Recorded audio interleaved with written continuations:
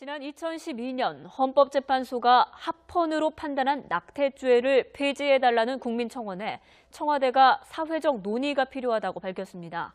청와대는 2011년에 중단된 임신 중절 실태 조사를 내년부터 재개하기로 했습니다. 권민석 기자의 보도입니다.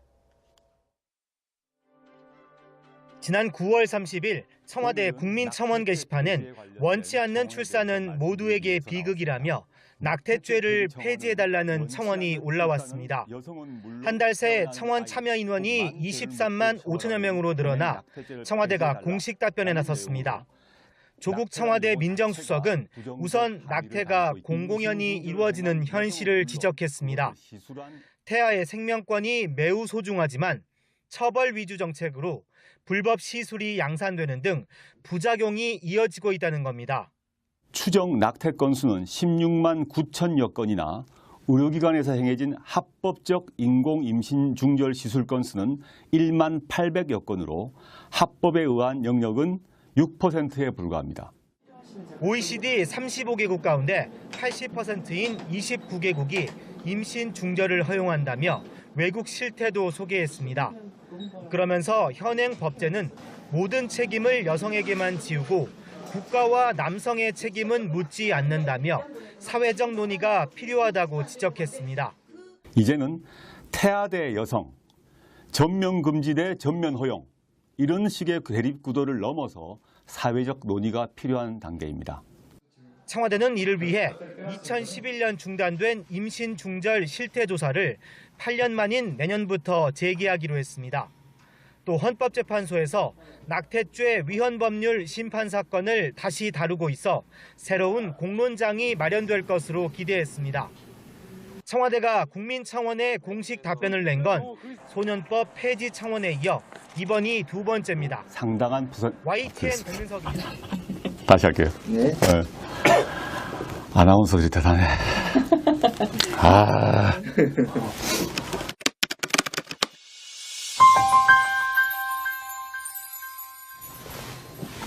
안녕하십니까, 조국입니다.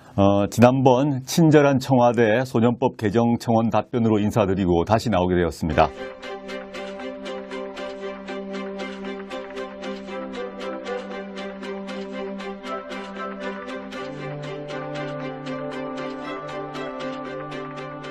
오늘은 낙태죄 폐지에 관련된 청원에 대해서 말씀드리기 위해서 나왔습니다.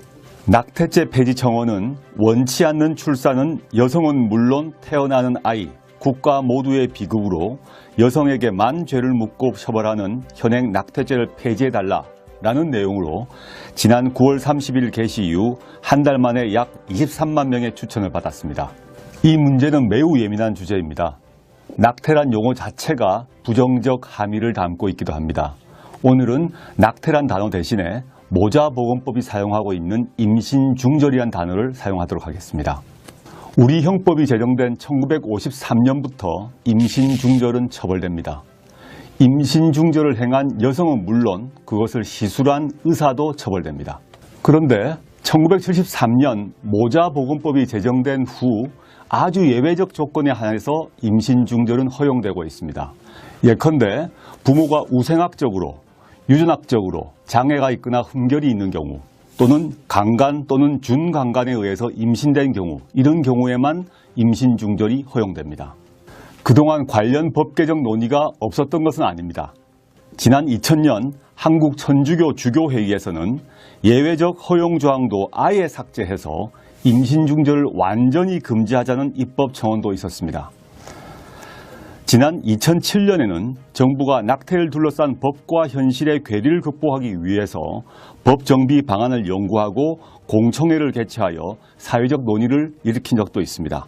당시에는 낙태 예외 조항에 본인 동의 사유와 사회 경제적 사유를 추가하고 배우자의 동의 조항과 우생학적 유전적 사유를 삭제하는 등이 논의되었습니다.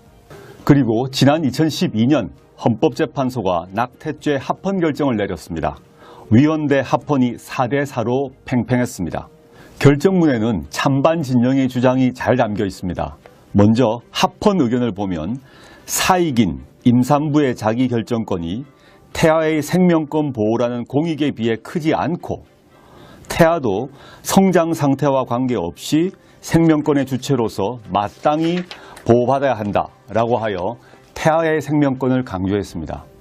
반면 위헌 의견은 임신 초기 자발적 임신 중절까지 금지하고 처벌하는 것은 임산부의 자기결정권을 전혀 존중하지 않는 것이다 라고 하여 여성의 자기결정권을 강조했습니다. 태아의 생명권과 여성의 자기결정권 중 둘 중 하나만 택해야 하는 제로섬으로는 논의를 진전시키기 어렵습니다. 둘 다 우리 사회가 지켜나가야 할 소중한 가치이기 때문입니다. 이 문제를 논의하기 위해서 임신 중절이 실제로 얼마나 이루어지고 있는지 그 원인은 무엇인지 먼저 살펴보아야 합니다. 안타깝게도 가장 최근 조사 자료가 2010년 자료입니다. 추정 낙태 건수는 16만 9천여 건이나 의료기관에서 행해진 합법적 인공 임신 중절 시술 건수는 1만 800여 건으로 합법에 의한 영역은 6%에 불과합니다. 또 실태조사 자료에 따르면 미혼 여성보다 기혼 여성이 더 많습니다. 보건복지부가 2011년 별도로 조사한 바에 따르면 임신 중절 사유는 원치 않아서라는 이유가 가장 많습니다. 그리고 미혼이라서, 그리고 사회경제적 이유가 있어서 등도 상당한 숫자입니다. 임신 중절을 줄이려는 당초 입법 목적과 달리 불법 임신 중절이 빈번히 발생하고 있는 현실입니다. 그런데 기소는 연 10여 건 정도입니다. 처벌은 더욱 희소합니다. 태아의 생명권은 매우 소중한 권리입니다. 임신 중절 시술로 인해서 생명권이 박탈된다는 것은 누구도 부인하기 어렵습니다. 그러나 처벌 강화 위주 정책으로 임신 중절 음성화 야기, 불법 시술 양산 및 고비용 수술비 부담, 해외 원정 시술, 위험 시술 등의 부작용이 계속 발생하고 있습니다. 현행법제는 모든 법적 책임을 여성에게만 묻고 있다는 문제가 있습니다. 국가와 남성의 책임은 완전히 빠져 있습니다. 여성의 자기결정권 외에 불법 임신 중절 수술 과정에서 여성의 생명권, 여성의 건강권, 침해 가능성 역시 함께 논의되어야 됩니다. 이제는 태아 대 여성, 전면 금지 대 전면 허용, 이런 식의 대립 구도를 넘어서 사회적 논의가 필요한 단계입니다.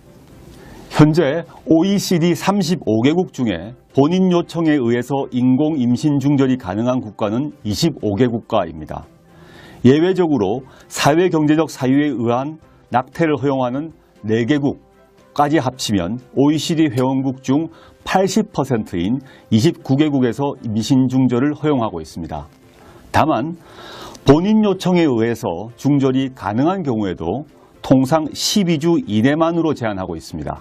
그리고 7개국은 사전 상담을 의무화하고 있습니다. 상담 이후 시술까지 2일에서 8일까지 숙려 기간을 두어서 무분별한 시술을 방지하고 있습니다. 보건학자 김승섭 고려대 교수에 따르게 되면 2006년 세계보건기구 연구를 인용해서 매년 전 세계에서 2천만 명의 여성이 안전하지 않은 임신 중절 수술을 받고 그중 6만 8천 명이 사망하고 있다고 밝히고 있습니다. 다음과 같은 3가지 경우를 다 같이 생각해보고 고민해보면 좋겠습니다. 첫째, 교제한 남성과 최종적으로 헤어진 후에 임신을 발견한 경우 어떻게 해야 합니까? 둘째, 별거 또는 이혼 소송 상태에서 법적인 남편의 아이를 임신했음을 발견한 경우 어떻게 해야 합니까? 실직이나 투병 등으로 인한 경제적 어려움으로 아이 양육이 완전히 불가능한 상태에서 임신했음을 발견한 경우 어떻게 해야 합니까? 이러한 3가지 경우 현재 임신 중절을 하게 되면 그것은 범죄입니다. 근래 프란체스코 교황은 임신 중절에 대해서 우리는 새로운 균형점을 찾아야 한다라고 말씀하신 바 있습니다. 이번 청원을 계기로 우리 사회도 새로운 균형점을 찾았으면 좋겠습니다. 이번 청원을 계기로 정부는 법제도 현황과 논점을 다시 살펴보게 되었습니다. 여성가족부와 보건복지부, 그리고 청와대 법무비서관실, 여성가족비서관실, 국민소통수석실 담당자가 3차례에 걸쳐서 쟁점을 검토하고 토론했습니다. 당장 2010년 이후 실시되지 않은 임신중절 실태조사부터 2018년에는 재개하기로 하였습니다. 임신중절 현황과 사유에 대한 정확한 실태조사, 그 결과를 토대로 관련된 논의가 한 단계 진전될 것이라고 기대합니다. 그리고 현재 헌법재판소에서 다시 한번 낙태죄 위헌 법률 심판 사건이 진행 중입니다. 그 과정에서 새로운 공론의 장이 마련되고 사회적 법적 논의가 이루어질 것으로 전망합니다. 실제 법 개정을 담당하는 입법부에서도 함께 고민할 것을 기대하고 있습니다. 자연유산 유도약의 합법화 여부도 이러한 사회적, 법적 논의 결과에 따라 결정될 것으로 기대합니다. 이와 함께 정부 차원에서 임신중절 관련 보완 대책도 다양하게 추진하겠습니다. 먼저 청소년 피임 교육을 보다 체계화하고 내년에 여성가족부 산하 건강가정지원센터를 통해 가능한 곳부터 시범적으로 전문 상담을 실시하겠습니다. 그리하여 막막한 당사자들을 지원하겠습니다. 이 과정에서 임신중절 관련 문제점을 보완하기 위한 현장 정보가 쌓여나갈 것이라고 기대합니다. 대통령께서 이미 지시한 바처럼 비혼모에 대한 사회경제적 지원도 구체화될 전망입니다. 적극적 경제적 지원을 모색하고 있습니다. 입양 문화의 활성화도 함께 진행될 것입니다. 이상의 것은 여성만의 문제가 아니라 남성은 물론 정부의 역할도 중요합니다. 비혼이건 경제적 취약청이건 모든 부모에게 출산이 기쁨이 되고 아이에게 축복이 되는 그러한 사회를 만들도록 노력할 것입니다. 국가의 의무와 역할에 대해서도 함께 고민하겠습니다.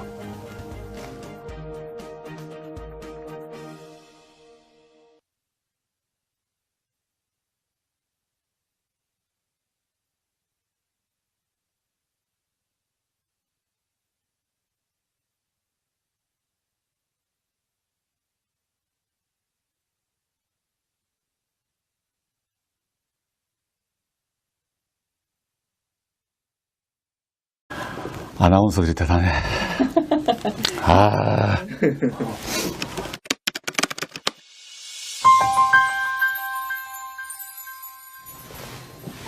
안녕하십니까, 조국입니다. 지난번 친절한 청와대 소년법 개정 청원 답변으로 인사드리고 다시 나오게 되었습니다.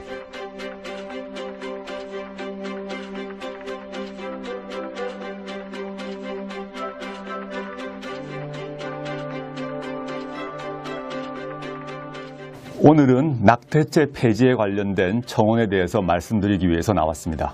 낙태죄 폐지 청원은 원치 않는 출산은 여성은 물론 태어나는 아이, 국가 모두 이루어지는 현실을 지적했습니다. 태아의 생명권이 매우 소중하지만 처벌 위주 정책으로 불법 시술이 양산되는 등 부작용이 이어지고 있다는 겁니다. 추정 낙태 건수는 16만 9천여 건이나 의료기관에서 행해진 합법적 인공 임신 중절 시술 건수는 1만 800여 건으로 합법에 의한 영역은 6%에 불과합니다. OECD 35개국 가운데 80%인 29개국이 임신 중절을 허용한다며 외국 실태도 소개했습니다. 그러면서 현행 법제는 모든 책임을 여성에게만 지우고 국가와 남성의 책임은 묻지 않는다며 지난 2012년 헌법재판소가 합헌으로 판단한 낙태죄를 폐지해달라는 국민청원에 청와대가 사회적 논의가 필요하다고 밝혔습니다. 청와대는 2011년에 중단된 임신 중절 실태조사를 내년부터 재개하기로 했습니다. 권민석 기자의 보도입니다.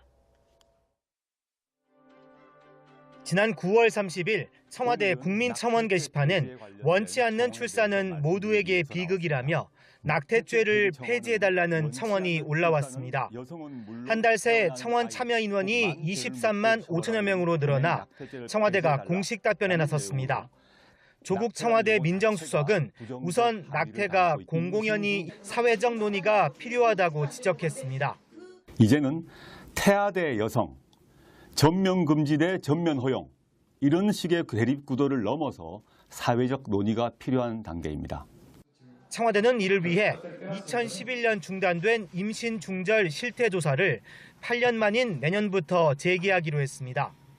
또 헌법재판소에서 낙태죄 위헌법률 심판 사건을 다시 다루고 있어 새로운 공론장이 마련될 것으로 기대했습니다.